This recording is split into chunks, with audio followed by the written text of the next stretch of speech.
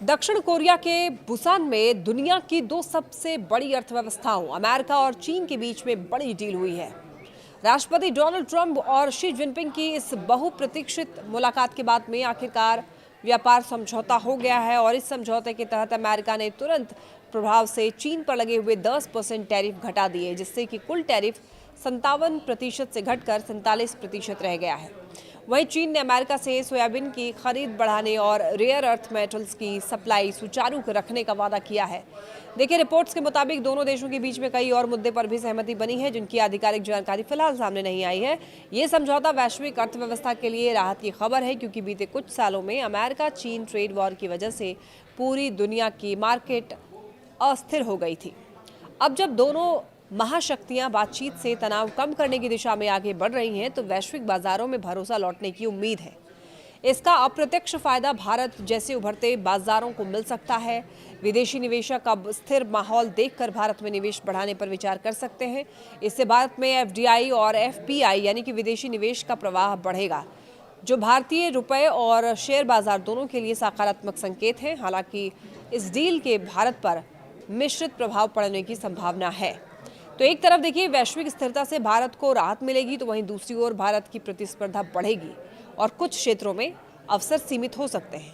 अब तक दुनिया की कई कंपनियां चीन+1 रणनीति पर काम कर रही थी, यानी कि चीन के साथ किसी और देश जैसे कि भारत, वियतनाम या फिर इंडोनेशिया में प्रोडक्शन बेस बना रही थी और इसी वजह से भारत को काफ़ी ज़्यादा फायदा मिल रहा था। लेकिन अगर अमेरिका चीन के रिश्ते सुधरते हैं, तो कंपनियां फिर से चीन की ओर लौट सकती हैं, जिससे भारत के मेक इन इंडिया मिशन को झटका लग सकता है।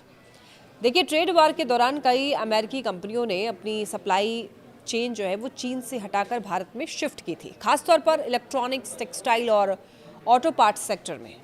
अब अगर व्यापार सामान्य हो जाता है, तो एप्पल जैसी बड़ी कंपनियां एक बार फिर चीन में अपने मैन्युफैक्चरिंग बेस को मजबूत कर सकती है। इससे भारत के इन सेक्टर्स पर दबाव बढ़ सकता है और रोजगार के अवसरों पर भी असर पड़ सकता है।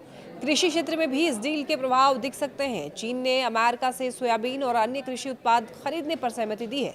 इसका मतलब ये है कि अब भारत के लिए चीन के बाजार में अपनी कृषि वस्तुएं बेचना मुश्किल हो सकता है।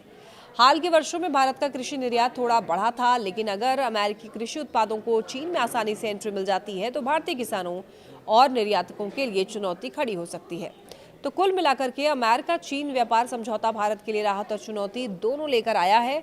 एक तरफ इससे विश्व अर्थव्यवस्था में स्थिरता और निवेश का माहौल बनेगा, तो दूसरी तरफ भारत को प्रतिस्पर्धा और निर्यात के मोर्चे पर नई रणनीति बनानी होगी। तो आने वाले महीने में ये देखना बड़ा ही दिलचस्प होगा कि ये डील कितनी गहराई तक जाती है और भारत की अर्थव्यवस्था पर इसके वास्तविक असर क्या पड़ते हैं।